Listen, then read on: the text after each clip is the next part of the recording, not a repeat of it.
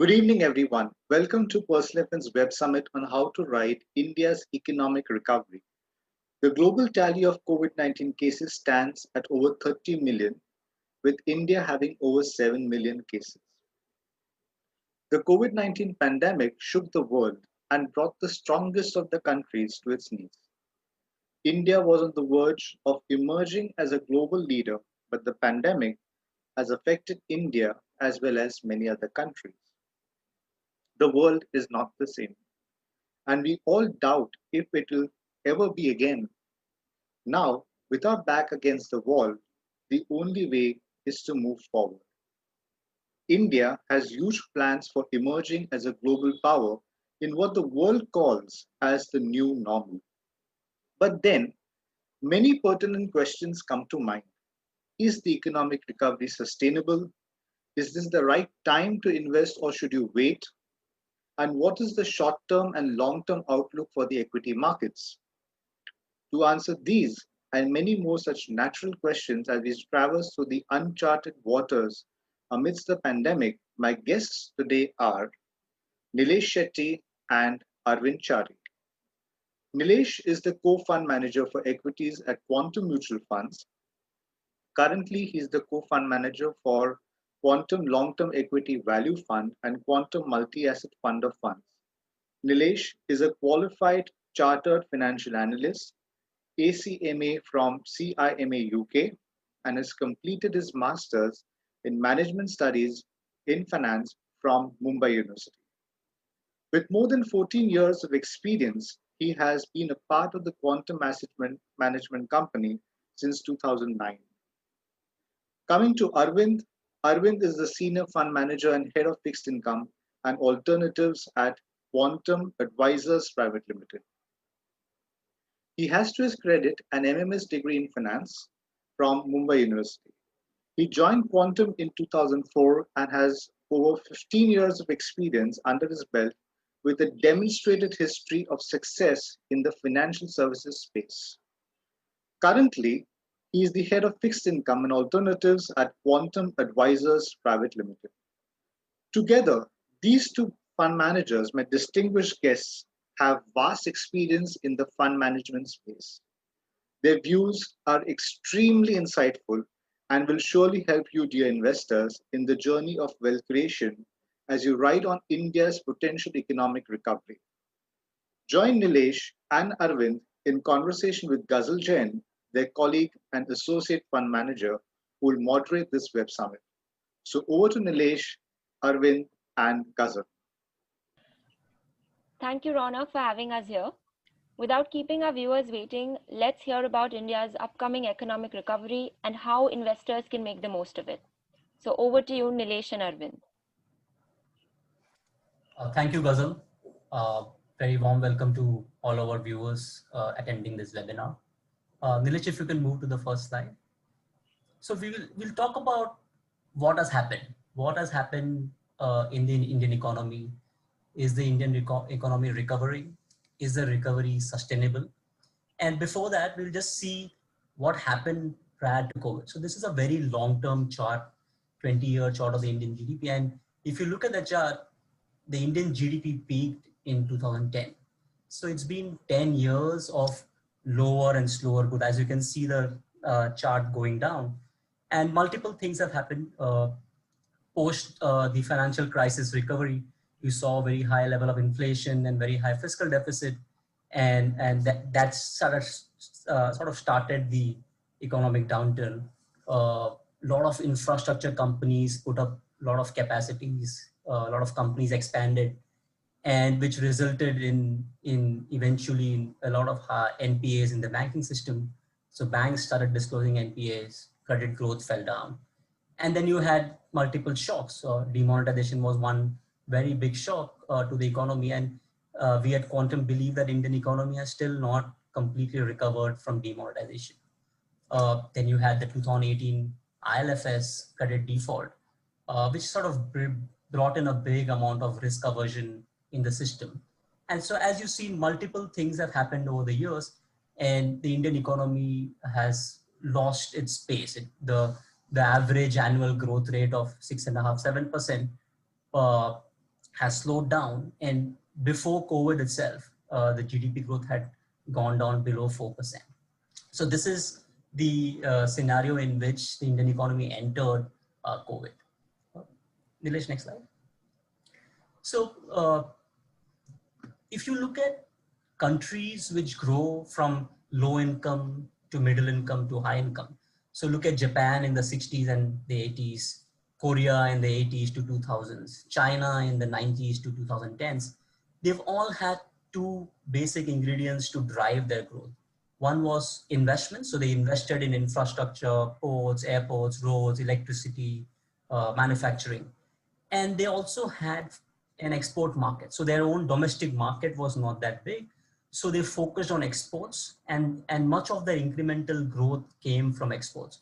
India also, if you see the chart, followed that pattern where investments to GDP ratio went up. Exports to GDP also in India went up to almost 25%. But over the last, again, the same period, over the last 10 years, you've seen investment to GDP coming down, which means companies and households and even the government have reduced their expenditure on investments and infrastructure. And we've also lost out on global export markets. Either the global export markets have itself shrunk, or other countries have taken advantage over India, and India has exported, being able to export lesser as a percent of GDP. And this is very, very important. India needs to ensure that the investment rate and the export rate goes up so as to have a sustainable long-term GDP growth of 6.5–7%. If we can't achieve that, we end up into a situation where we are right now, where the GDP growth is well below India's potential. Next slide. Many of you might have seen this table. This came out about a week and a half back. India's per capita income being compared to Bangladesh, a lot of who and hi in the media. The government replied saying that this is not a valid comparison.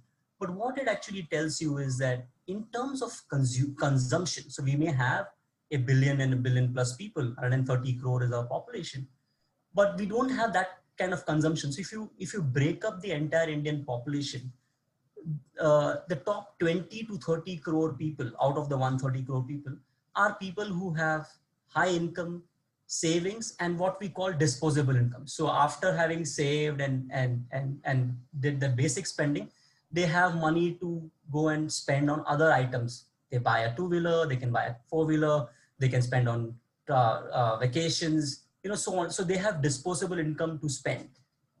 The next 70 to 80 crore population is essentially subsistence. So they earn just enough to ensure that they can meet their basic needs of dal, roti, kapda, as we've called it before.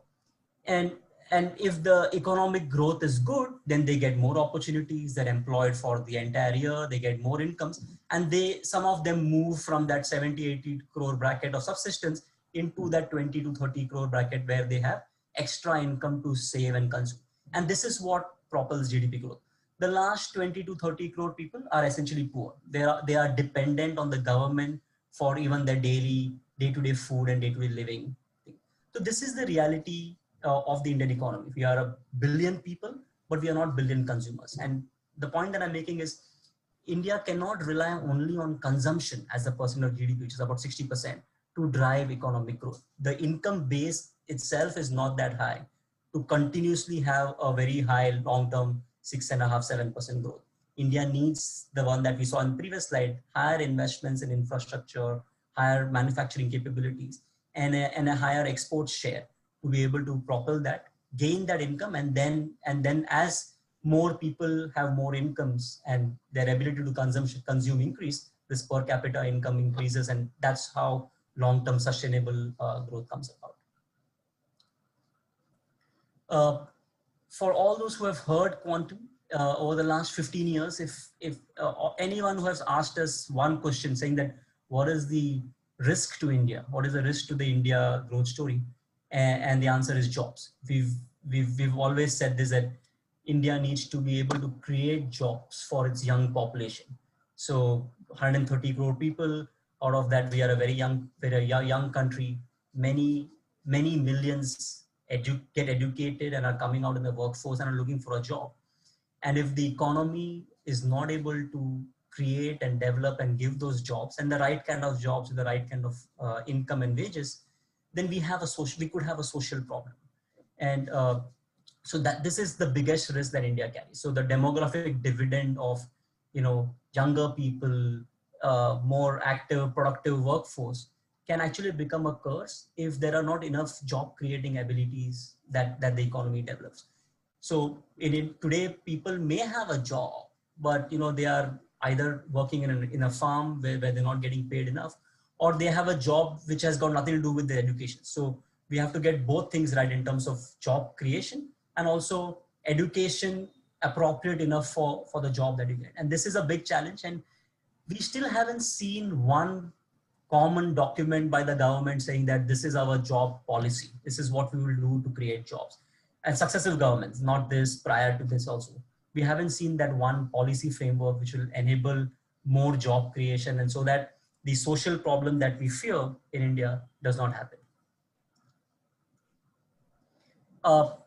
Complicated chart, but the reason I've put it is for two reasons.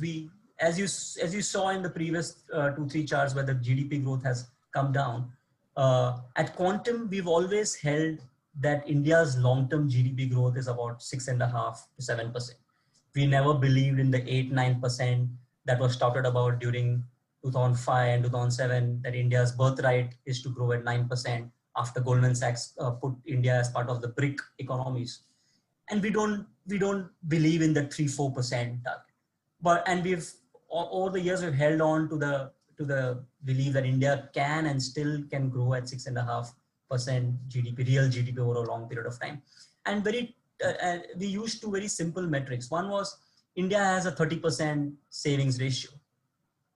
And there is something called incremental capital output ratio. So if you do 30 divided by that 4.5, India will get about 6 to 6.5% growth just by using their internal savings. If the policies are good, if you are able to attract long-term capital from foreign investors and foreign and FDI, that growth rate will keep moving up. But as we've seen in the last 3-4 years, we've seen that growth going down. And as I mentioned, there are some structural problems that India has to face and account. And because of that, and because of COVID, we believe that the potential growth of India, at least in the near term, between FY22 and FY25-26, may have actually fallen below 6%. Now, if you would have told anybody that India will not even grow at 6% in 2007, they would have laughed at you. And people laughed at us when Quantum used to go out and say that the long-term potential of India is 6.5. But not anymore. Expectations itself has come down. And I'll show you in later slides why this growth number matters. Why are we so, growth is not the GDP is not the only thing, but why is it so important in terms of returns and markets? This is a very basic table where we lay down why growth matters to investing. So look at equities. So we say that the long-term GDP growth is 6.5%. We add 5% inflation, you get 11.5% nominal GDP growth. If the GDP growth is taken as a sales number, so a typical company will also grow at the pace of the economy, which is at say 11.5%. If revenues are equal to profits, then profits of those typical companies will grow at 11.5%. The stocks that most mutual funds buy or most investors buy are typically part of the index, better managed companies, better governed companies, more productive, have reasonable balance sheets to take care of. They should grow at a faster pace than the overall economy. So you add another 2% to that. So you get 13.5%. And then if you are a good investor and you can manage investments on your own very well, or if you give it to a fund management company which has research and investments and philosophy and process, they should be able to beat the normal market return also. And so you add another 100%. I'm not saying this is what it is, but this is how you get and make market expectations.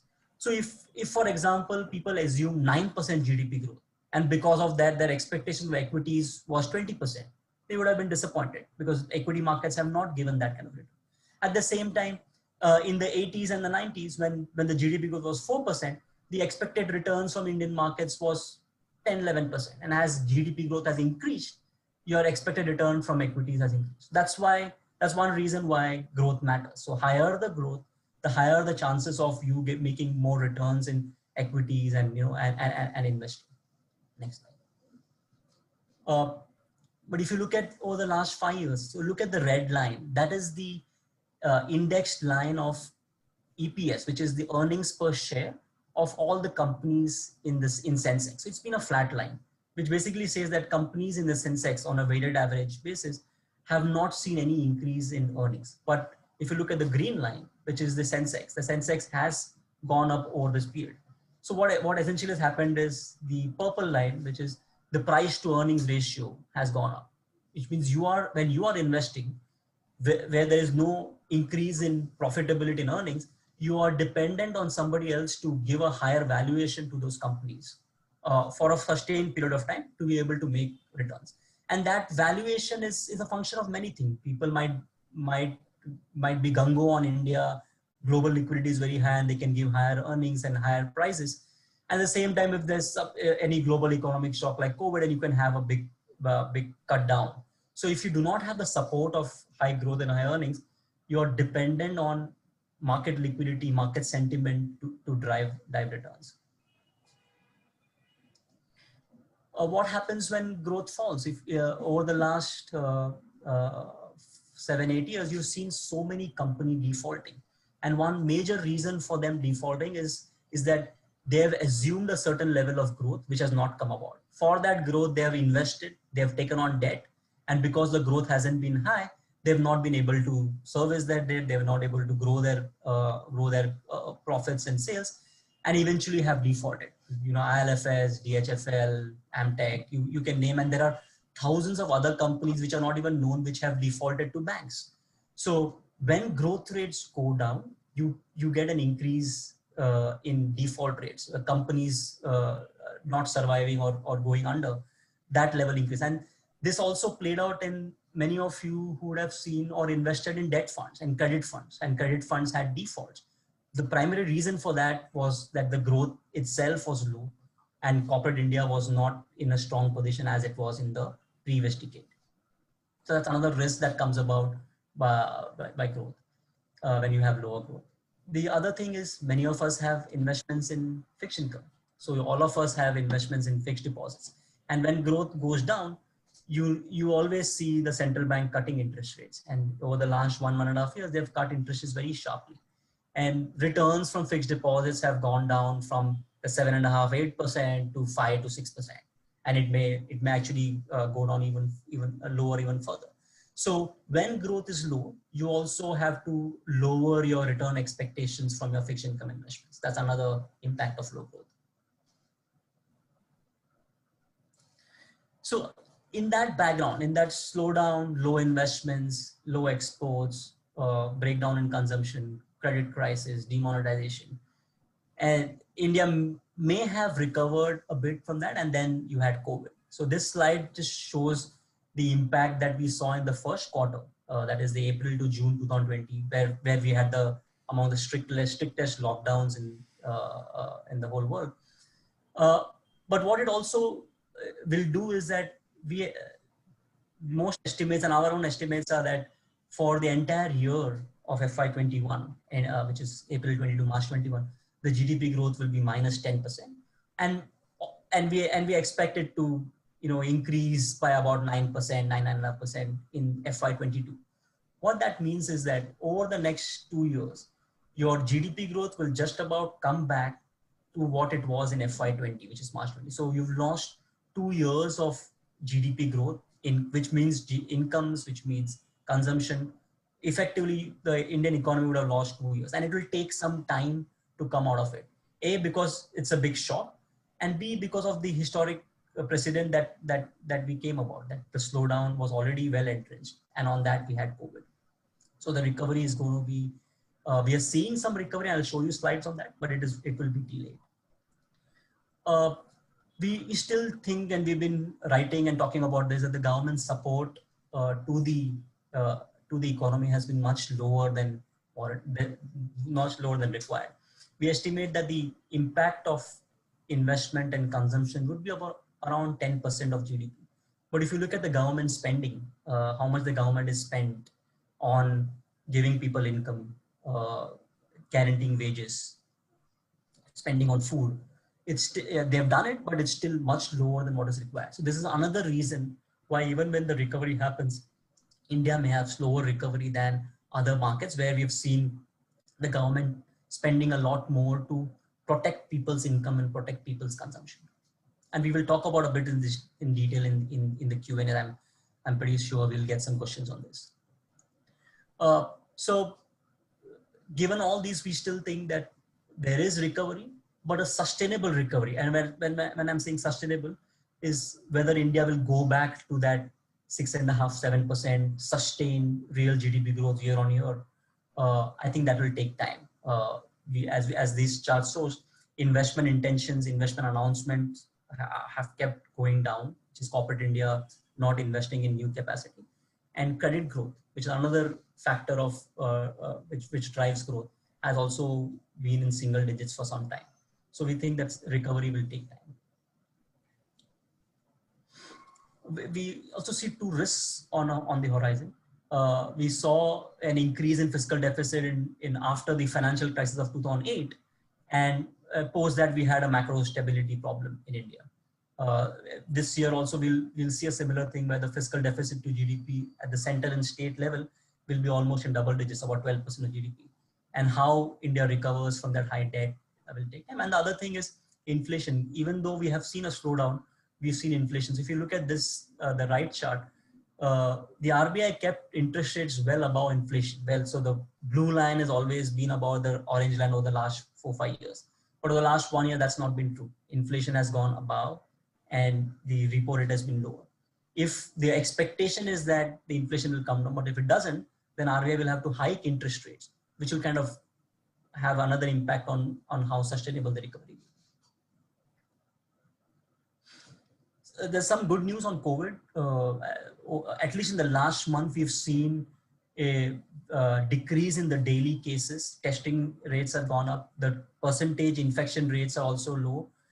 Recovery rates have been higher. So India, maybe we might have just seen that the first wave that we are still on has kind of peaked. So that's a good sign. Next slide. But if you look at US and Europe, they are now what are in what we call the second wave. So we need to be careful in terms of opening up too much or just declaring victory over COVID. Those countries had very low cases, and over the last 1.5 months, they've seen a significant increase in cases. So we need to be careful. In terms of activity, we are seeing normalizing. So certain industries, electricity, exports have actually gone above the pre-COVID level. Certain industries are still lagging. Next slide. So it's some as I said, some industries have recovered completely. Exports, railway fleet, electricity, whereas imports is lower also because domestic demand is lower, and also India has imposed a lot of tariffs. There is a big issue against importing from China, so even that might be causing a slowdown on imports. But the recovery is happening, but it's in parts. We've seen a significant increase in auto sales, tractors especially. Given the activity in rural India, that's been a big support. Good monsoons, good crop, lot of activity by the government. So, and we've seen an increase in auto sales. We're also seeing e-way bills, which is an indication of goods moving within the country, has also come back to pre-COVID levels. Another sign of that near-term economic indicators are normalizing. I'll now hand it over to Nilesh, who will talk to you about what does this mean for corporate India and how are equity markets pricing in and what should we expect? Thank you so much, Arvind. Arvind gave a great perspective on the macroeconomy and where it's headed. I'll just focus on what it means for the markets and where do we see markets going, sort of moving on with the COVID crisis. So, I mean, rightly so, you see a very sharp cut in estimates for FY21 because crisis itself was a black swan event. Nobody factored that. Generally, as Arvind showed, last 5-6 years has been very weak for corporate earnings. And point to point, there has been very very low single-digit growth from FY14 to FY20 CAGR earnings growth. Our sense is FY21 numbers will probably take a very sharp nosedive. Corporate earnings will get back to probably FY18 levels and even lower. FY22, as Arvind said, the economy is expected to get back to FY19 levels or sorry, FY20 levels. So you might, rough cut, you might sense that the FY22 earnings will get back to FY20 before the COVID crisis hit. So that is sort of a benchmark in our minds when you're looking at corporate earnings. Can they get back to their earnings number, which was 2 years ago, by FY22? So, I mean, markets have sort of ignored all that earnings cut. Right? So they've continued to rally despite all the shocks of earnings that we are seeing, especially the COVID earnings shock. And we are now very close to all-time high. So the Sensex and the Nifty are within 5. Because the market remains very, very optimistic despite. There has been a series of events, right? We've seen demonetization, IL&FS bankruptcy, and the markets have shrugged off all of that. And the biggest one has been the COVID impact. And again, we are back to all-time highs. There's a reason the markets are ignoring all these negative shocks and they continue to. Central bankers have been very, very active, especially after the global financial crisis, which was a big shock. Monetary policy has been very, very loose. And since then, monetary policy has continued to remain loose, which is what is driving asset prices around the world. And the kind of loose monetary policy that we've seen after the COVID crisis has been unprecedented. And that is why, despite the sharp shock to corporate earnings, you're seeing a big rally in equity markets. So what are central bankers trying to do here? So essentially, their objective is to lower the cost of capital by, so asset prices are priced relatively. So if there is a certain benchmark of risk-free rate, other asset classes then add a premium to that to determine their own rate of return. So what the central bankers are trying to do is trying to lower the risk-free rate so that money which is lying in savings account now earn a lower return. Hence, people are forced to spend, which drives economic activity. And also projects which don't meet a certain return threshold, now because the cost of capital is lower, start meeting the return threshold, and you see greater investments in the economy because now they are making higher than the cost of capital, which is a lot lower. Now that is theory, but in real life, what happens is a lot of that money does not typically get spent. You see that money being flowing into asset prices, and because the cost of capital is very, very low, even with a lower rate of return in investments, your willingness to buy assets, risky assets especially, goes up, which is what has happened in equity markets. And you're seeing a massive re-rating of price to earnings multiple despite earnings being remaining very weak. So the entire rally from 2016 has been driven by essentially P re-rating, not so much earnings cycle. As you saw, the earnings has hardly moved over the last 4 or 5 years, but the price to earnings has moved up. And a lot of it is primarily related to very loose economic or monetary policy, which is driving up asset prices and driving up price to earnings ratio. The price to earnings ratio in recent times is also impacted because the Q1's earnings drop has been very, very sharp for India because of the lockdown. But even adjusted for that, the Sensex P is about 25 times FY20 earnings, which did not have a significant impact. We just had a week of lockdown impact there. So that is a good benchmark to have. Our sense is FY22 earnings will be very close to FY20 number. We are trading somewhere close to 25 times FY22 earnings, which is substantially higher than the long-term averages for forward earnings for Sensex. The trailing earnings average has been just under 19 times. So even compared to that, we are probably close to 2 standard deviations above where we see the long-term P for the index. So what it means is equities are no longer cheap. In the month of March and April, we were very, very bullish on equities. In a lot of webinars and our writings, we suggested investors to go overweight equities. But right now, given where valuations are, we are a lot more careful in terms of recommending allocation to equities. Of course, retail flows after 2014, and Arvind showed that chart where interest rates continue to come down. They were around in 2013. Equity flows into equity, especially from retail investors, has been very, very strong. As fixed income was yielding very low rates, real estate was not going anywhere. And in the backdrop, you saw this equity market rally driven by promises of great reform being unleashed by Mr. Modi. But earnings cycle took a different direction, but flows continue to come to equity markets. And a lot of that money came in at very high levels. And unfortunately, like the Lehman crisis, as soon as the market tanked, a lot of these investors were out of money. What we are seeing now, and what our sense is, that a lot of these people who had seen a sharp drop in their mark-to-market of investments in equities, now because the equities have recovered and they are seeing some amount of level or recovery back to their cost of investment, you are seeing people taking money out and shying away from equities. SIP flows continue to remain steady. That is a silver lining, but you are seeing lump sum redemption. If the markets were to flip or were to correct again, you might see an acceleration of that trend of people withdrawing from equities. So there is a long-term trend where Indians are under allocated to equities, and we believe over a long term that allocation will go up. But in the near term, because a lot of the money has come in chasing short-term returns, and if the markets were to correct, you might see an increased outflow from equity markets. Meantime, FIs continue to invest in India. They like the long-term India story. Despite an $8 billion outflow in the month of March, we are still net positive as money has come back into equity markets in India.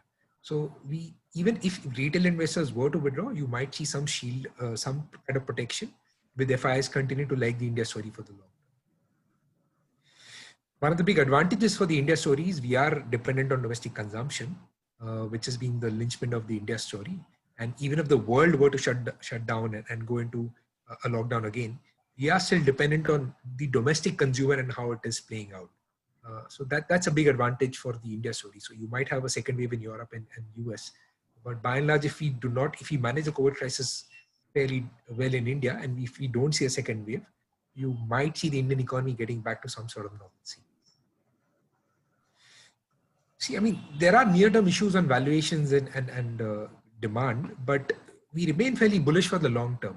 So after the global financial crisis, where the world essentially shut down and demand for the developed world collapsed quite badly, the Indian consumers was largely unaffected. And you see key categories across consumption baskets, be two-wheelers or vehicles or cement or home loan outstanding, we've continued to grow at a very high rate.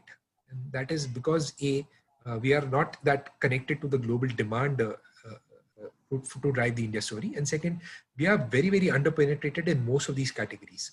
So if we get back to some sort of normalcy, there's no reason to doubt that over the next decade or so, we will not continue to grow at a decent level. It might be slightly slower than what we experienced historically, but we might get back to our 6.5% GDP growth once things normalize in India. So in terms of where do we see the next few years on the economic recovery and where the Indian GDP is headed,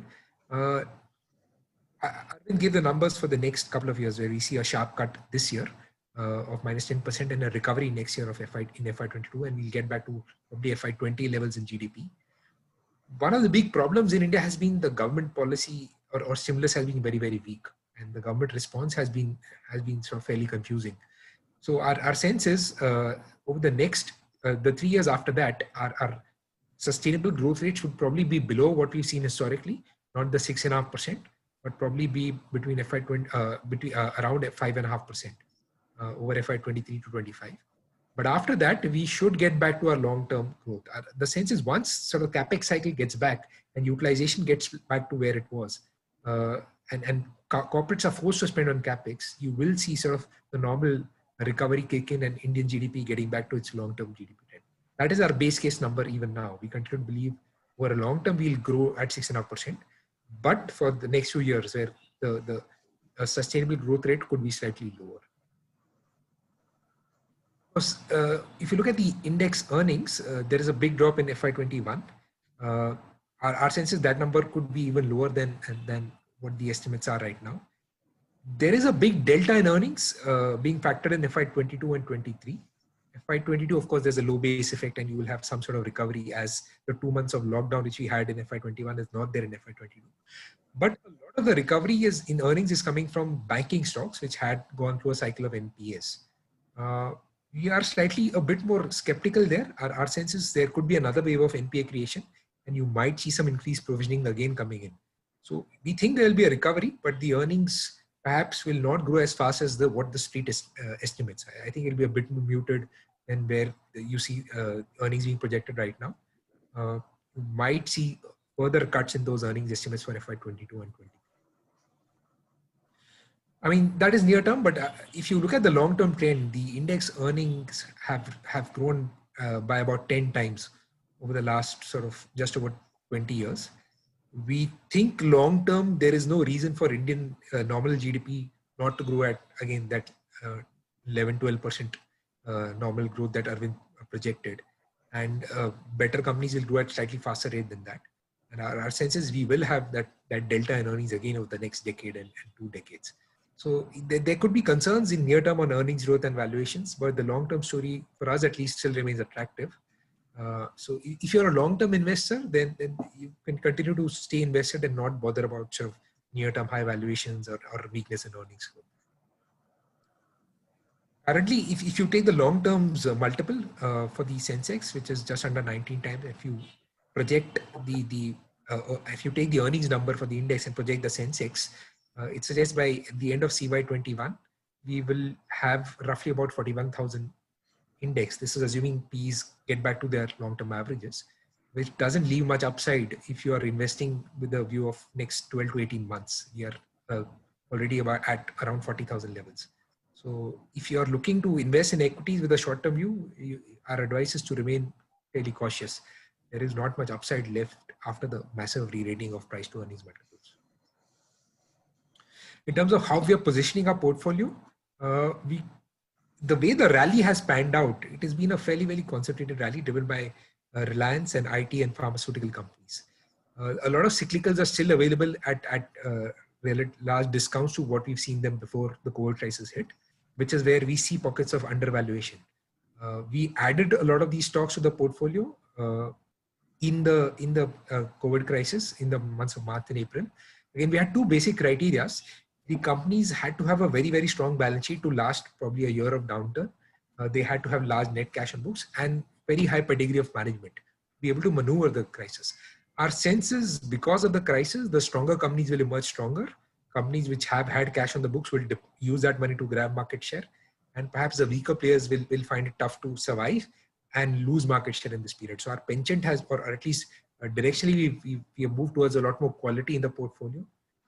We have a large weight in financials and consumer discretionary because that is where valuations have remained a lot more attractive and continue to offer upside relative to other parts of the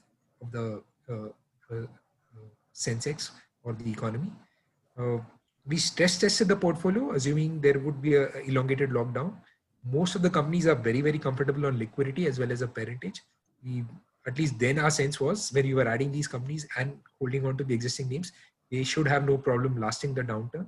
And if you're an investor trying to build a portfolio, even now our advice would be to stick to companies with very strong balance sheets and great pedigree. And if you get at valuations that you think are comfortable, please go ahead and add them to your portfolio. Certain sectors, we resize the weights, assuming there could be a hit on consumer discretionary spending in the near term. We booked profits recently, so our cash levels are again rising in because certain sectors are getting expensive. If the markets were to correct, we have fairly decent amount of cash, over 10% now in the portfolio. Again, because our long-term view remains positive, irrespective of near-term uncertainty, and we will go ahead and buy and deploy into the market with a sort of 5 to 10 year horizon. We believe India is a great story to remain invested with a slightly longer term view, but near term, you might have to mute your return expectations. What are the risks to our portfolio positioning? Right now, since you're positioning for an economic recovery, if the COVID crisis again sort of gets India into a second wave, it might slow down the economic recovery, and the cyclicals that we have in the portfolio might not rebound as sharply as we think. So there might be a longer slowdown, and the economic recovery might be weaker than what we think. There are already data points that CMI has put out that there has been significant job losses in the salaried class, which remain the primary driver of some consumption in India. If we continue to see job losses in that bucket, then consumer discretionary spend might not sustain and might drop, which again might hurt our portfolio a little. And government has to wake up. Like Arvind said, the government fiscal support has been very inadequate, and the government has to substantially increase the spending for the discretionary cycle to again pick up again. Our advice to investors has been that even though the index is close to an all-time high, like I said, the rally has not been broad base. It has been a very, very concentrated rally driven by one stock, which is Reliance, and certain and IT. There are opportunities beyond the index, so you might want to build a portfolio looking at the broader market index. Long-term outlook remains attractive, but near-term returns could be muted because price to earnings ratio now have set a high benchmark, and our higher price to earnings means the next few years returns could be muted. So if you're investing, have a slightly longer-term horizon, probably with more than 5 years of outlook. This is not the time to go overweight on equities. You might want to be careful. Our advice is to remain neutral, about 75 to 100% of your long-term average. If you have SIPs running, then you should not touch them. SIPs by their nature are meant to average out these cycles. But if you are looking to allocate lump sum right now, then you need to be careful. You might want to stagger that investment, perhaps put 75% now, the balance 25% if the market show to give you another crack.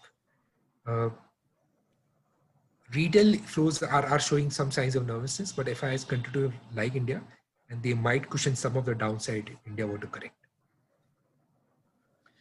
In terms of equity allocation, we've always maintained you should have a basket of about 6 funds in your portfolio. So you can select these funds on your own, or you can invest 20% in quantum long-term equity value fund, the balance 80% in the quantum equity fund of funds, which sort of completes your investment baskets. You get an allocation of diverse styles.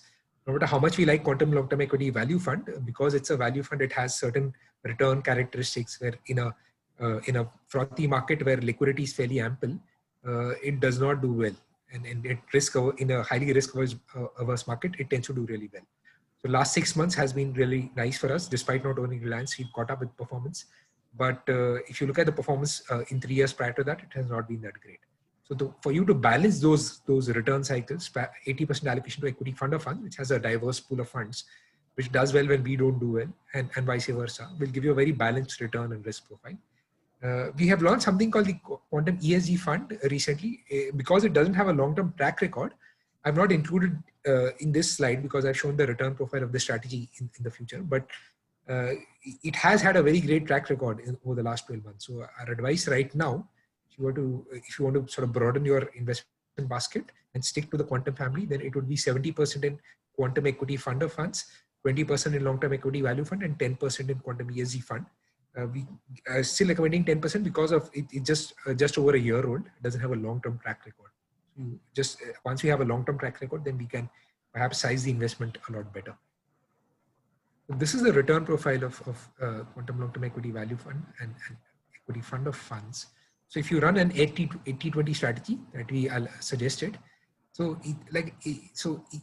last 1 year, equity fund of funds has given a slightly positive return, while quantum long-term equity value fund has not given a deep negative return. But then 80-20 strategy will give you a much more balanced return. So your returns are a lot more balanced, not a sharp variation as you would have experienced had you just been allocated to long-term equity value fund. And sort of the variability is also a lot lower compared to just being allocated to one strategy. So that's been our investment advice for a long time now, where you want to have sort of 2 funds in your basket. And the other thing is, the other way of playing a recovery is not just through equity, right? You must have a broad basket of asset allocation. We've always liked gold as an asset class. It tends to do really well when stress increases in the world. So the reason to invest in gold is not because of returns, but as a risk protection to your portfolio. So like in 2008, when the global financial crisis hit, gold really, sort of, even if your equity portfolio did not do that well, gold did well and protected you in that environment. Similarly, in 2020, equity has not done that well, but gold again has shown through. Every time risk goes up, gold tends to do well. And if you run a balanced asset allocation strategy of equity, fixed income, and gold, you will have a much better sort of return profile with much lower risk. Not return profile, return equity, pure equity will give you much better, but at least a much lower risk profile, and will protect you in various cycles of the market. So that's sort of the return profile of equity, debt, and gold. This assumes a 40-40-20 allocation to equity, debt, and gold. Again, just under 11% CAGR with much lower volatility compared to pure equity allocation, and a much lower drawdown as well if you were invested in just pure equity. So people who are slightly more risk averse, this is a much better strategy. So we have something called a multi-asset fund, which sort of takes a view on allocation. And again, whenever it thinks equity allocations are expensive, will increase allocation to fixed income. And whenever it thinks equity allocations are cheap, will increase the allocation to equity and lower the allocation to fixed income. And gold is a residual in the strategy. So this is a return profile of that. Again, much lower volatility and much lower drawdowns than you would expect in a pure equity strategy. Again, it's a great product for people who are slightly more risk averse. As you want to lower risk in your portfolio, you can move some of the money in multi-asset. A lot of investors have long-term money lying in fixed deposits, but doesn't give you much great return. Especially today, net of tax, they might yield you somewhere around 4%. So if you're the highest tax bracket, for them, multi-asset is a great product that they can invest in, where much higher returns and much lower risk than a pure equity strategy. So that's sort of the end of my presentation. Ghazal, we can open the Q&A. Thank you, Nilesh. Thanks to both of you for taking us to the presentation and for sharing your data-backed insights. We do have some questions for you, so let's get started with those. I'll start with Arvind. Arvind, while we anticipate a sharp economic recovery, is this sustainable and long-term, or would you say it's temporary? So as I showed over the charts, there are certain structural problems which led us to that low growth phase prior to COVID also.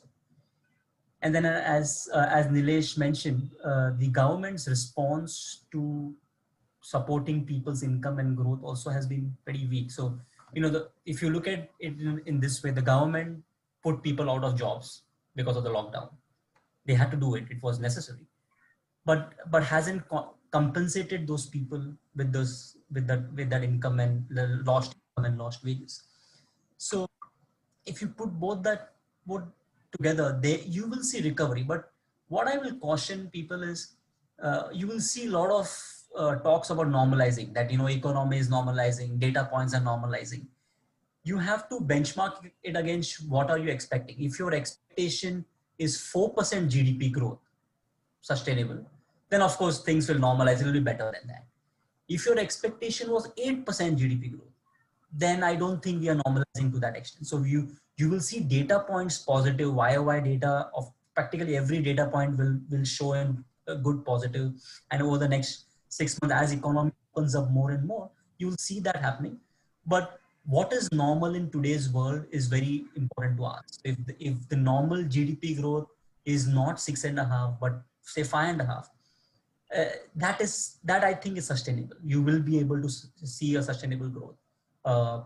As Nilesh said, India is at the end. India is a micro story.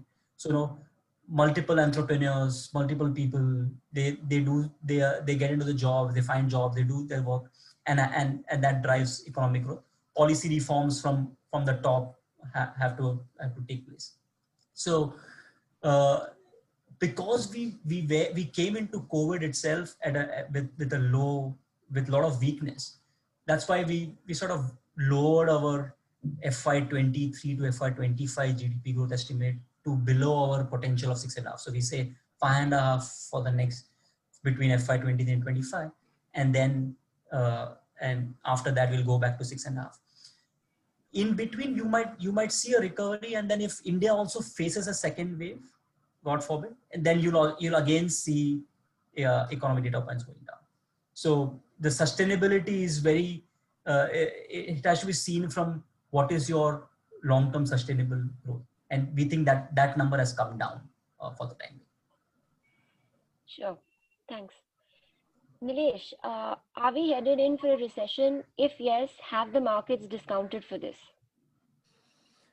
Yeah, I mean, Arvind said, recession, there's a traditional recession where demand drops and business cycles turn for the worse, and we are not heading into that direction. Right now, it's a forced lockdown which triggered a collapse in economic activity, and once things open up, we will bounce back. So we're not heading into a recession, but like Arvind said, we could be heading into a period of subpar growth. So our long-term estimates for GDP was 6.5%.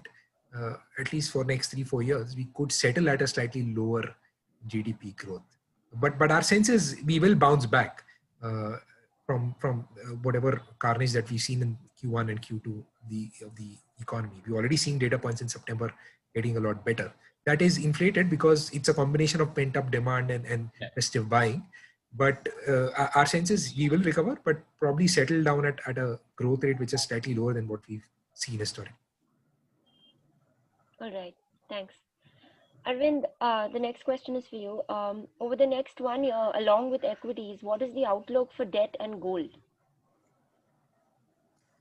Okay, so debt is, if you look at the broad basket of debt, and most people have money invested in fixed deposits, right? That's a very high allocation. You should expect returns to be lower. Fixed deposit interest rates will remain low. The RBI has reduced interest rates to its multi-decade level, like 3.5% is the reverse repo rate. Most fixed deposits are between 5 and 6%. Even though data points will show that the economy is recovering, if inflation does not rise, the RBI will keep interest rates low to allow the economy more time to recover, and from a cyclical recovery, make it a structural recovery. So they'll keep interest rates low. So from that, you should expect, your interest rates to be low. People will have tendency to, I'm getting a public sector fixed deposit at 6%. Can I buy an NBFC at 9%? I want to earn that extra 1-2%. As I showed in that default chart, till the time the growth is structurally in an uptrend, we've been cautioning and we've been telling people to avoid any kind of credit risk. So don't try to earn that extra 1-2% in a scenario like this today, where the economy has been weak. There are multiple data points. Corporate India is still not out of woods. So keep your return expectations from debt as low as you can, and keep it as safe and as liquid as you can. On gold, there's no point of giving a price outlook, as we've always said that gold is in some sense, a portfolio insurance, right? So you always need to have gold in your portfolio, and we've said that if you're investing in gold for investment purpose, then don't do jewelry, do gold ETFs. And Chirag, and you have written about sovereign gold bonds also recently, depending on if you're a long-term investor or short-term. So gold should be a part of your portfolio. It's a hedge against central banks going crazy. It's a hedge against governments going crazy. It's a hedge against policymakers going crazy. So, there's no need that you should always have gold in your portfolio, depending on, what risk profile and what business you're in, 5, 10, 15, 20%. But you should have that at all times.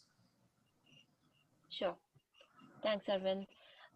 So Arvind, you shared your views on the role the government has played in the economic recovery. So what do you think? How do you think the government can further aid economic recovery? What would you say to that?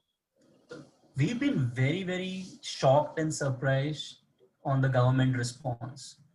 They've done certain good things, free food, Manrega, increase in Manrega, but they could have done a lot more, and it wouldn't have cost them much. So, today we have Jan Dhan, so 40 crore bank accounts. They wisely chose women bank accounts, so 20 crore women bank accounts. They gave 500 rupees for the first 3 months, 1,500 rupees. That's very little. That's the amount of incomes and wages that people have lost.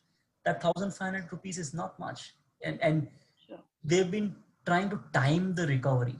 They're trying to time the stimulus package so that whenever they give money, people go out and spend and do not save. I don't think that's the right way to say it. I think it's a moral issue, right? You've taken people away from jobs and not allowed them to work, and you're not compensating them with money. I think the government could have spent a lot more, another 75,000 to 1 lakh crore of money in this, using the same Jan Dhan, transferring for another 7 months. That same 500 rupees you would have done for another 7 months. So 10, 12 months of money going into the bank account of people. Wouldn't have been enough, but at least would have had some buffer for people to go and take risk, because people will save when they are very unsure. If they have some money, some level of margin of safety, they will go and take risks to earn more income or get more jobs. I think that I think they should do. They can talk about capex and long-term industrial capex and capital expenditure, which is good. But right now the problem is income. People's incomes have gone down, and you need to buffer that up and take that up. So, and there are arguments that, India cannot afford it. I don't believe it. I mean, RBI, along with the support of the RBI and the markets, the government could have easily afforded at least this 75,000 to 1 lakh crore of extra money being put in the hands of people. Use the same women Jandan accounts. It's easier to monitor. It's easier to deliver. We have the technology. We have the ability. We just need the intention to do it. All right. Thanks. Nilesh, the next question is for you. Which sectors would you say are standing out as attractive to invest in the current market scenario? Yeah, so like I said, the market rally has been sort of strange, where it's driven by the large weight in the benchmark, which is Reliance, and IT and pharma. X of that, valuations still remain fairly attractive. So you look at financials, you look at consumer discretionary, they are still well below the highs that we saw before the COVID crisis. So at least when you look at our portfolio, our largest weight right now is financial services, and the second largest is consumer discretionary. That is where we think valuations are very attractive. One of the other large weights that we've been carrying for a while is utilities. Unfortunately, because a lot of them are public sector undertakings and the government has not been kind to them in terms of new share offerings and just the amount of supply that is coming in from these companies. But if you look at the valuations, most of them are trading at sort of 6% dividend yield, 7% dividend yield, deep discount to book value. So whenever things slightly normalize, you might have some value unlocking in that bucket as well. These are the sort of three pockets where we are positioned right now and where we think there is an opportunity to make decent returns over the next 2-3 years. Sure. Nilesh, in your presentation, you spoke about Quantum's equity funds. Can you elaborate further on the ideal allocation between the funds? Yeah, so I mentioned that in our presentation, right? So before the launch of ESG fund, we would recommend 80% in quantum equity fund of funds and 20% in long-term equity value funds to get a diverse bucket. We launched the ESG fund, which has a very basic concept behind it, which is if you're a well-governed company, you will do a lot better than other companies who are not that well-governed, and especially if you're meeting a lot of parameters on environment norms and social norms. So over a longer period of time, these companies will do a lot better. But we wanted to see the track record of that fund before we started recommending. And they've actually had a fantastic one-year track record, much ahead of the benchmark as well as the other funds in the industry. So right now we are a bit more confident, but we still recommend a small allocation. So right now our ideal allocation is about 70% in quantum equity fund of funds, 20% in long-term equity value fund, and 10% quantum ESG fund. The reason we still are recommending just 10% despite the great one-year track record is it needs to generate a long-term track record. So we still be careful and watch it closely. But this is what we are recommending in our equity funds right now as ideal allocation for investors. Thanks, Nilesh. Arvind, what are your views on a multi-asset strategy? Would you say this is a good time to invest in a balanced or a multi-asset fund? Oftentimes, even when I speak to my own friends, some are in the finance field, some are not in the finance field. They don't know much about the market. They don't track it. And I see them struggling with their investment allocation. They will just decide if I tell them something, or if they will choose an advisor, or they'll just follow some random whatever they hear. But there's no discipline. There's no discipline in terms of how they want to allocate. So in our Path to Profits, we speak about goals, right? So you have specific goals in your mind, and for each specific goal, you try to make an investment plan. That's when asset allocation really matters. And that one reason Quantum launched the multi-asset fund was to address that issue, that people struggle with their allocation. They don't know when to buy equities, when to sell equities, when to buy debt, when not to buy debt, how much should you have in equities, in gold. And the other reason was all of us have way too much money in fixed deposits. And although we might do 1-year FDs and 3-year FDs, we tend to roll it over. So it becomes a fairly long-term 8, 9, 10-year investments in a fixed deposit product, which, as Nilesh said, after tax does not generate a very high level. It saves you from volatility, but does not generate very high return. In that aspect, you don't know what to do, and the fact that you're leaving too much money in fixed deposit than what you require is your asset allocation. So you should have allocation to equities, you should have allocation to debt and gold. And if you can't do that, then just put your money in what are called hybrid funds, right? Multi-asset funds or hybrid asset allocation funds.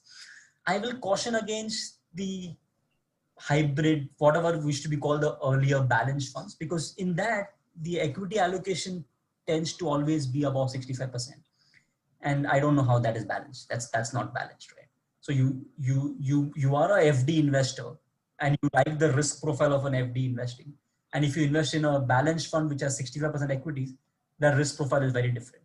So you have to choose asset allocation funds which have a medium allocation to equities, and then leave it to the fund manager to time when the fund manager wants to be in equity. So if you saw that multi-asset slide, the Chirag is actively taking calls on how much equity allocation the multi-asset fund should have and how much it should not have, and then balancing it with debt. And there is a standard allocation to gold at all points of time.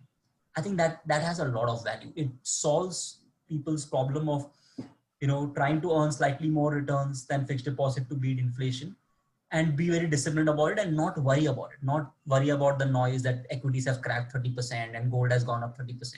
If you remain invested in that asset allocation, quite a lot of your investing problems will get solved.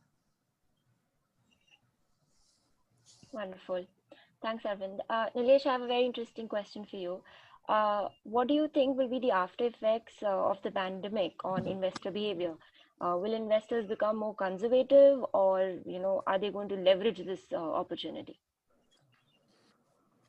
Investor behavior, it really depends. I mean, I expect people who've come in the last 3-4 years and who've seen a large cut in their investments, perhaps might shy away from equities in the near term. You might, see them withdrawing once they get back their cost. And second is, they might shy away from investing altogether in equities for a while.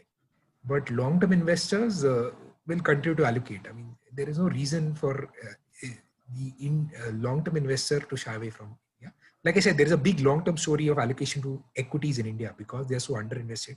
We expect more and more people, as they get more aware about investing in equities, for that money to come in. But if you want to ask me the reaction of just the pandemic and what it will cause, I expect some people might become cautious, and the money that we've seen, the kind of inflow that we've seen over the last 4 or 5 years, perhaps the next couple of years, it might be a little bit less than what we've seen historically. If I can answer. Sure. Thank you, Nilesh. Yeah, sure, Arvind, you can add. So if you look at the impact of the pandemic, high income people who've been able to keep their jobs, haven't had work which is physical work outside, so they've been able to work from home, have actually seen an increase in savings, right? We've not gone for our vacations. We've not bought too many apparel. We've not spent a lot of money traveling around, looking at movies, going out. So there is a pent up saving in that section. It's a small segment in terms of the overall population, but the spend potential will be high. And then there are people who have just lost income, and that's a very big number, absolute as well as in terms of impact. We've seen, as Nilesh said, and this is across the world, people going into direct equities. In the last 3-4 months, you've seen retail equity flows picking up. We don't know their behavior. I mean, if tomorrow Trump doesn't win and Biden wins and market sees it something different, and global equity markets crack by 15-20% again, or there's a very bad second wave across Europe, and you've seen that over the last 2 days, they've actually most of the European countries have gone into lockdown, and that causes a crack. How do investors behave? There are a lot of short-term investors when you're investing directly. It's not equity. Mutual funds have seen outflows, but retail inflows have increased. That will be an interesting thing to see how people react to that. All right. Thank you, Arvind. Thank you, Nilesh. With that, we've come to the end of the Q&A. And over to you, Ronak. Thank you, Nilesh and Arvind, for those extremely valuable insights. And thank you, Ghazal, for moderating the Web Summit. I'm sure viewers will immensely benefit. Viewers, in case if you have any queries or questions about the stock markets and mutual fund investing, please reach out to Quantum Mutual Fund. You can reach out on customer care at quantumamc.com or call on 1-800-209-3863 or 1-800-22-3863 or SMS Quantum to 92432 23863. You can also buy quantum funds on registered online investment platforms. Viewers, hope you enjoyed the Web Summit and thanks for watching.